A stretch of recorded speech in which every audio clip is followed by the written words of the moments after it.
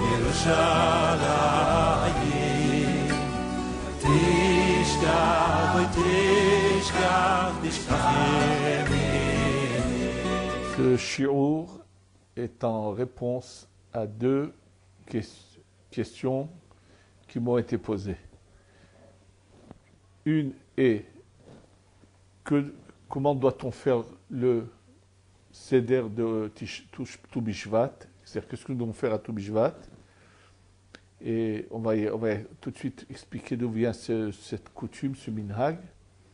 Et la deuxième question était de savoir pourquoi doit-on donner de la tzedaka quand nous lisons le passage de la prière de Vaïvarech David et Adonai Le'ane Kol HaKa'al. Et quand on arrive dans ce passage, Avata Moshe Betra vous le Kol Tel Modim ou Betra Moshe Bakol. Quand nous avons Moshe Bakol, on a donné 2 pièces et 1 pièce, 3 pièces en tout, mais 2 en même temps et une troisième. Et de préférence, comme on va le voir, donné dans la main celui qui le gabaï, le chamage du Beth Knesset. Alors nous allons commencer d'abord par parler de Tu Bishvat.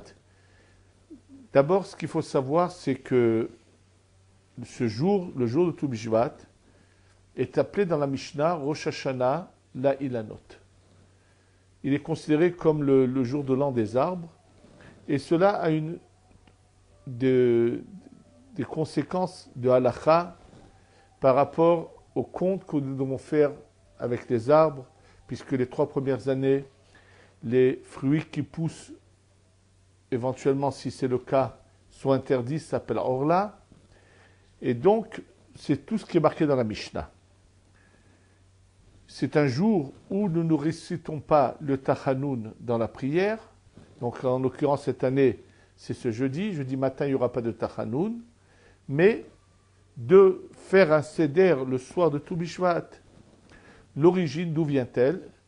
L'origine la plus ancienne que nous trouvons et que j'ai trouvé qu'a ramené le Rav Benaïou Shmueli dans son livre qu'il a sorti sur le limoud de Tu Bishvat. Et il dit comme ça, que ce minhag est ramené dans un livre qui s'appelle Tikkun Yissachar, qui est ce livre qui a été écrit de Tikkun Yissachar.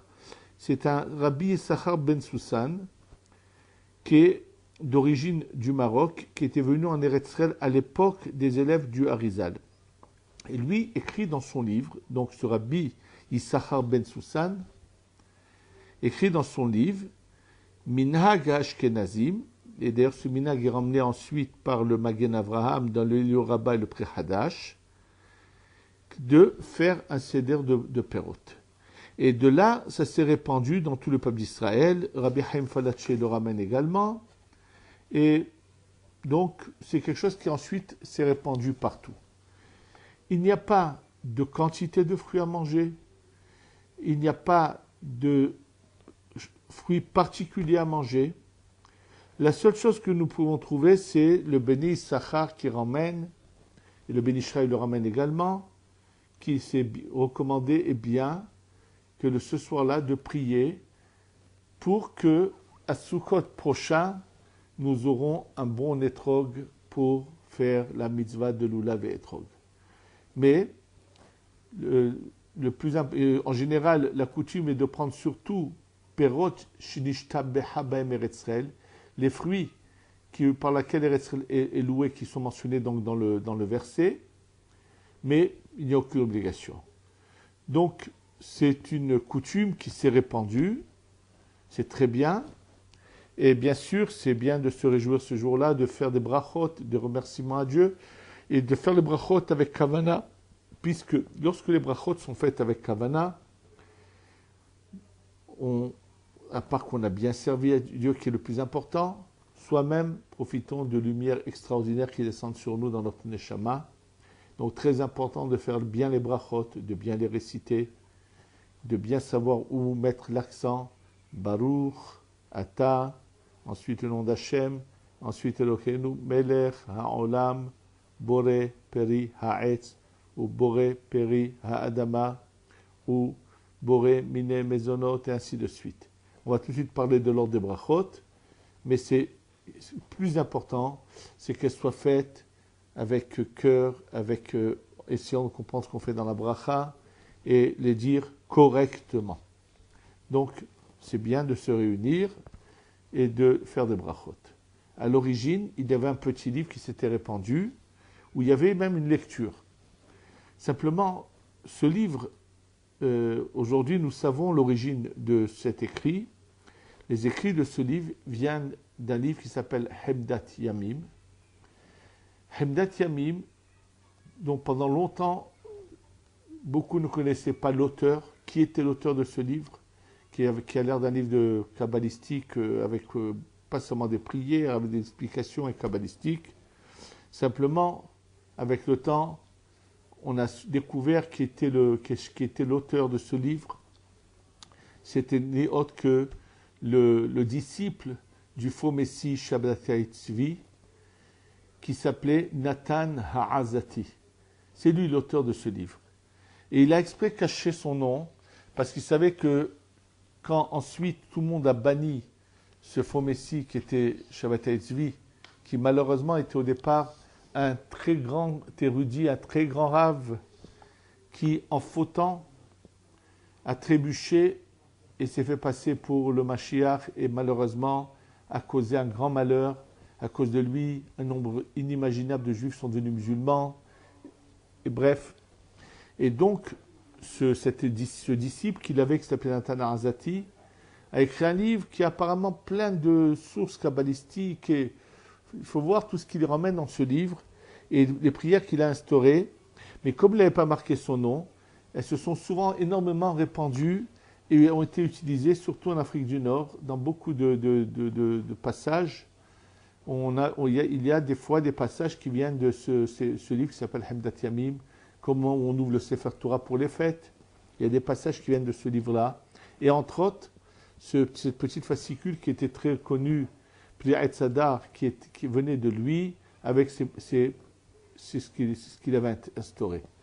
Comme nous savons aujourd'hui de manière claire que ça vient d'une source qui n'est pas bonne, c'est pour cela, pour ceux qui désireraient donc lire ces passages du Zohar sur les fruits, que mon ami intime, avec lequel pendant des années nous avons étudié ensemble, le grand Mekoubal Rav Benaïou Shmueli, qui est le Rosh Yeshiva de la Yeshiva des Mekoubalim de Nahar Shalom, a donc fait un livre qu'il a appelé Etz Hasadeh, et dans lequel il ramène non seulement l'origine des choses, les halachot, des brachot, des commentaires sur le brachot, mais également des textes du Zohar sur les fruits pour que les gens puissent lire quelque chose qui soit basé sur la Kedusha uniquement.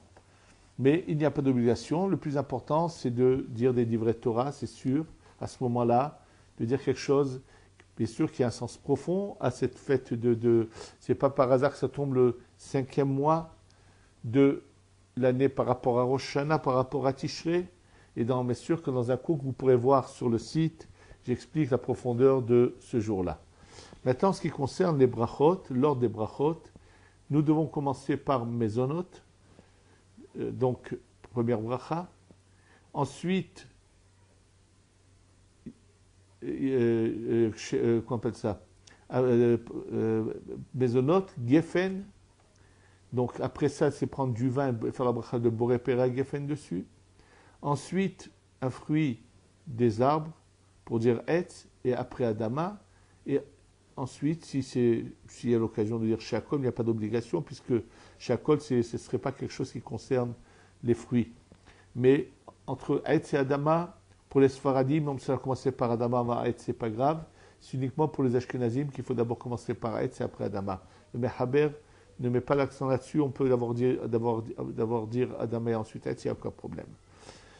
Ça, c'est l'ordre des brachot, c'est-à-dire donc commencer par Mezonot, ensuite à Geffen, ensuite Etz et Adama. Maintenant, l'ordre des fruits, il y a deux possibilités. Soit on va aller dans l'ordre des fruits qui sont mentionnés dans le verset Eretz Heta Sora Geffen Otena Eretz Zayet Vache. Donc, ça, c'est l'ordre des fruits d'Eretz Israël. Ou bien, on peut aussi aller l'ordre des fruits qu'on apprécie, qui nous sont chers, qu'on aime particulièrement.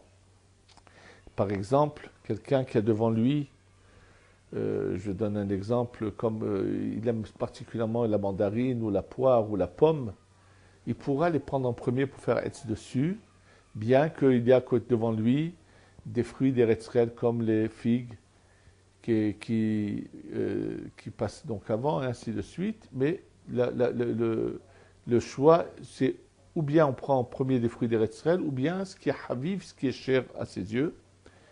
Adama, il n'y a pas de ce problème, puisque Adama, ce n'est pas mentionné, il y a par exemple les bananes, il y a les cacahuètes, il y a d'autres fruits, ce que chacun désire. Il n'y a pas de nombre de fruits, c'est juste faire des brachot et louer Hachem.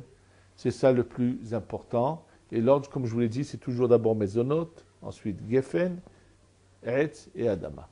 Ça, c'est ce qui concerne tout Bishvat. Par rapport la deuxième question qui m'a été posée, pourquoi 3 proutot sont donnés au moment de Vaïvarer David? Alors, sachez que le Harizal qui ramène cela, c'est bien de donner à ce moment-là de la tzedaka. C'est du Harizal que ça provient. Et d'ailleurs, le Shla Kadosh, qui est écrit par le Rav Horowitz, qui lui est d'origine d'Europe, raconte qu'en Europe, c'était au moment de la répétition de la Shmona Esrei que le Gabbai passait ramasser de l'argent, prendre la tzedaka, et il se plaint de cela parce qu'il dit les gens, au lieu d'être concentrés à écouter la tfila, sont occupés à donner de l'argent, et donc il dit que c'est mieux de faire comme le Harizal. Mais le Harizal dit comme ça.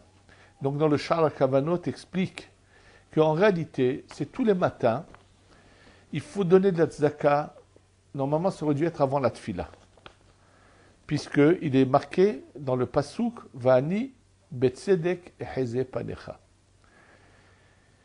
Et alors lui dit la tfila, c'est la Shmona Esrei. C'est-à-dire qu'avant de venir faire ma prière, je vais donner d'abord de la tzedaka. Donc, il dit d'abord, c'est une mitzvah minatora. Et le Harizal, il dit qu'il faut donner 2 pièces et une pièce, 3 en tout, mais 2 ensemble et une ensuite. Alors, pourquoi à ce moment-là de Vaïvar David? Une des raisons qu'il mentionne, il dit, étant donné que c'est une mitzvah d'Oraita, c'est bien de le faire au moment où on est debout, puisqu'à Vaïvar David, il faut le dire debout, donc c'est le moment opportun. Dans ce cas-là, tout le monde dira oui, mais dans Hashem Melech et dans Baruch Shamar aussi, on était debout. Alors pourquoi on l'a fait juste ici? Et là, il nous donne donc une raison un peu plus profonde et il nous explique que quand on donne de la tzedaka, on agit dans les mondes supérieurs à relever la malchut qui s'appelle Rahaman Yakimno Tsukat David Anofelet, la malchut qui est considérée comme être tombée par nos fautes, par nos mauvaises actions, puisqu'il y a eu la destruction du temple, et donc nous devons la relever. Et donc, quand on est debout à ce moment-là, c'est le moment idéal. Mais il explique encore que, en fait, la prière est partagée en 4 parties. Jusqu'à Baruch She'amar, nous sommes dans le monde de la Asiya, qui en fait représente le monde de la Malchut, donc féminin, la dernière lettre du nom de Dieu. La partie depuis Baruch She'amar jusqu'à Ishtabar, jusqu'à la fin d'Ishtabar, ce qu'on appelle Psuké des Imra, c'est à l'encontre du monde de la Yetzira, qui lui est masculin, qui représente le Vav du nom de Dieu. Donc, c'est le Vav qui doit s'unir avec le He. Et dans cette partie de la prière, quand nous sommes debout à Vaïvar David, en plus dans Vaïvar David, sont mentionnées toutes les sphères du monde de la Yetzira, est mentionnée également l'union de la Tiferet et de la Malchut. Donc c'est le moment opportun de donner cette tzedaka pour construire, faire lever la Malchut, l'embellir, lui envoyer des cadeaux par cette tzedaka que nous donnons. Et les 3 proutot, le Harizal nous explique, la Malchut à différents niveaux. Il y a la Malchut d'en haut qu'on appelle, à l'encontre de ce que Yaakov qui était marié avec 2 femmes, Léa et Rachel. Il y a Léa qui, elle, est une lumière de ce qu'on appelle la Bina. Donc on donne 2 proutot pour l'origine de la Bina avec Léa ensemble, ces deux Malchut dont son origine est celle qui ressort. Et ensuite une 3e prouta pour à l'encontre de celle qu'on appelle Rachel. Puis dans les mondes supérieurs, il y a des lumières qui s'appellent comme ça. Donc c'est quelque chose plutôt de profond sur la Kabbalah. Mais ça c'est ce que l'Harizal ramène. Simplement, même dans le Pshat, pour comprendre tout simplement, cette prière de Vaïvarer David, qui est mentionnée dans Divrei Yamim, le roi David l'a récitée après que avaient été rassemblés tous les dons qu'avait fait le peuple d'Israël pour construire le temple, qu'il a donc laissé à son fils, confié à son fils, pour qu'avec lequel il va construire le temple. Et c'est à ce moment-là qu'il a dit cette prière de Vaïvarer David, et il a remercié Akadosh Baruch Hu avec le peuple d'Israël. Il remercie Dieu de nous donner la possibilité de donner la tzaka, parce que finalement tout appartient à Dieu. Je plains celui qui est avare, celui qui a du mal à donner de sa poche. Je le plains. Il se prive d'une mitzvah fabuleuse. Il oublie surtout une chose, que ce qu'il a, c'est Dieu lui a donné pour faire un bon utilisage, et non, pour bien l'utiliser, et non pas pour juste le mettre dans des comptes en banque avec de l'intérêt, ou aller le dépenser dans des futilités. Et un jour, m'a dit un ami à moi, il m'a dit, tu sais pourquoi on a de l'argent? Parce que nous, quand la poche elle est pleine, on la vide. Alors il y a toujours de la place pour que Dieu nous mette de nouveau dedans quelque chose. Il me dit, mais j'en connais, quand les poches sont pleines, ils les gardent bien pleines. Il n'y a plus de place pour qu'on leur mette de nouveau de la bracha dedans. Mais croyez-moi, celui qui a un authentique ma'amin authentique, qui a une croyance authentique en Hachem, doit être heureux et fier de pouvoir donner. Et non pas, ça m'arrive d'être déçu de voir des gens qui ont de grands moyens, qui ont beaucoup d'argent, et qui ont un mal fou à les sortir pour la tzedaka.